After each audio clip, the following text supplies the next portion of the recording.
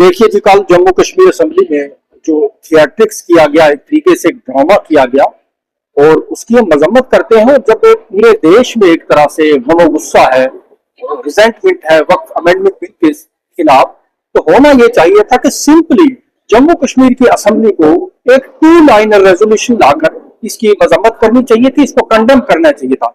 लेकिन बहुत ही चालाकी से वहां के जो असेंबली के स्पीकर ने एक चालाकी का मुजाहिरा करके एक थिएट्रिक्स किया गया नेशनल कॉन्फ्रेंस के मेंबरान के बीच और जो असेंबली के स्पीकर के बीच, और उस तरीके से उन्होंने जो है कोई रेजोल्यूशन लाए बिना एक शोर शराबा चला और दोनों तरफ से नारेबाजी होती रही, कहीं जय श्री राम तो कोई अल्लाह अकबर। इसकी कोई जरूरत नहीं थी, सिर्फ और सिर्फ एक रेजोल्यूशन लाया जाना था। आप देखिए कि किस तरीके से तमिलनाडु की असेंबली, जहां पे सिर्फ 5 मेंबरान असेंबली जो है वो मुस्लिम है और 6% आबादी वहां की मुस्लिम है, और उस असेंबली ने वक्फ अमेंडमेंट बिल को मजम्मत की है एक रेजोल्यूशन लाकर। लेकिन यहाँ पे ये किस तरीके से तमाशा किया गया, और मुझे लगता है कि नेशनल कॉन्फ्रेंस में बुरी तरह नाकाम हुआ। उसने देश भर के और जम्मू कश्मीर के मुसलमानों की एक तरह से दिल आजारी की। तो फारूक अब्दुल्ला की जो आप बात कर रहे हैं कि उन्होंने कहा कि ये सुप्रीम कोर्ट इसको स्टेप डाउन करेगा, देखिए सुप्रीम कोर्ट क्या करता है ये तो उसका काम है। सुप्रीम कोर्ट कब करेगा, क्या करेगा, हमें पता है। बाबरी मस्जिद ने सुप्रीम कोर्ट में क्या किया, एनआरसी ने सुप्रीम कोर्ट में क्या किया, या बाकी कई सारी मिसालें।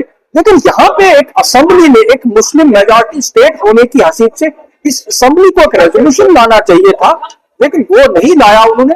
और हमें लगता है कि जो हो ना हो, जिस तरीके से आप जो बता रहे हैं ना कि उन्होंने जो है कुछ रूल्स का हवाला दिया कि सब जुडिस है, अभी सब जुडिस नहीं था, अभी सुप्रीम कोर्ट में किसी मुकदमे की सुनवाई नहीं हो रही, अभी कोई पिटीशन वहां पे वो एलोई नहीं हुई है।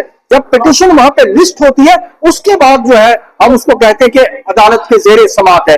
ये जो स्पीकर ने एक मिसलीड किया है पूरे हाउस को और रियासत के और मुल्क के लोगों को, ये कहकर कि यहाँ पे जो है जी फला रूल 57/3 का हवाला देकर कि सब जो इसकी बहस नहीं, बहस की तो जरूरत नहीं थी।